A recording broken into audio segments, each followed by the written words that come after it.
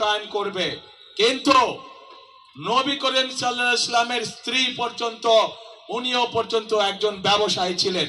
তাহলে আজকে কোথায় গিয়ে দাঁড়ালো বাংলাদেশের নারী সমাজ তথা তাবৎ পৃথিবীর নারী সমাজকে কিভাবে অপমান করা হলো? যে দলটি নির্বাচনের আগে দেশের অর্ধেক জনগোষ্ঠীকে ঘরের মধ্যে বন্দী করতে চায়, যে দলটি নির্বাচনের আগে দেশের অর্ধেক জনগোষ্ঠীকে অসম্মানজনক ভাবে কথা বলে, তাহলে আপনাদের কাছে আমার প্রশ্ন, আজকে নির্বাচনে যদি তারা কোনোভাবে সুযোগ পায় নির্বাচন পরবর্তী সময়, তাহলে তাদের আচরণ কি হতে পারে? কাজেই প্রিয় ভাই বোনেরা, এরা শুধু নিজের স্বার্থের কথা বোঝে। এরা ধর্মকে ব্যবহার করে নিজেদের স্বার্থ রক্ষা করার জন্য। যেখানে প্রয়োজন সেখানে তারা তাদের মতন করে ধর্মকে ব্যবহার করে। আমরা গতকাল দেখেছি, যখন এই কথা বলার পরে তীব্র সমালোচনা শুরু হলো নারী সমাজ থেকে, যখন এই কথা বলার পরে তীব্র সমালোচনা শুরু সমাজের প্রত্যেকটি মানুষের কাছ থেকে, তখন তারা বলছে তাদের এই আইডি নাকি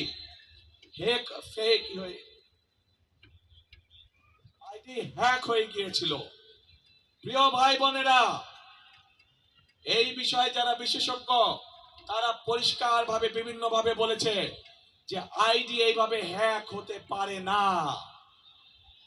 একটি রাজনৈতিক দলের একজন সিনিয়র নেতা জনগণের সামনে নির্বাচনের আগে এইভাবে মিথ্যা কথা বলছে, দলটি পর্যন্ত মিথ্যা কথা বলছে তাদের আইডি বলে হ্যাক হয়ে গেছিল, অথচ আইডি হ্যাক হয়নি তাদের। কাজেই এরা নির্বাচনের আগে নিজেদের স্বার্থ সিদ্ধির জন্য মানুষের সামনে মিথ্যা কথা তুলে ধরছে, মিথ্যা কথা তারা বলছে। এদের একটাই পরিচয়, এরা মিথ্যাবাদী। এরা নিজেদের প্রয়োজনে নিজেদের সাথে মিথ্যা কথা বলে। যারা মিথ্যা কথা বলে, হাজারো লক্ষ কোটি মানুষের সামনে যারা মিথ্যা কথা বলে, যারা বিশেষজ্ঞদের মুখের উপরে মিথ্যা কথা বলে, এরা আর যাই হোক এরা দেশ দরদি হতে পারে না। এরা আর যাই হোক এরা কখনো মানুষের দরদি হতে পারে না। এরা আর যাই হোক এরা কখনো জনদরদি হতে পারে না। এদের দরদ শুধু এদের নিজেদের লক্ষ্যের জন্য, এদের দরদ শুধু এদের নিজেদের উদ্দেশ্যের জন্য।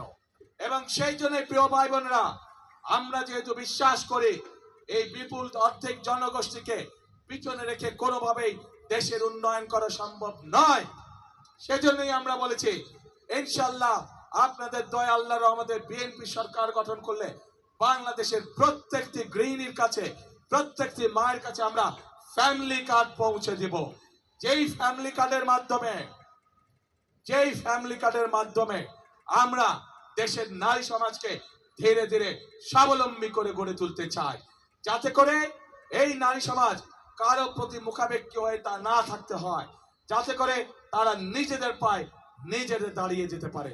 আজকে বাংলাদেশের তাবৎ মা বোনদেরকে বলবো আমি, যারা আপনাদেরকে এভাবে অপমানিত করে তাদেরকে আপনারা কিভাবে জবাব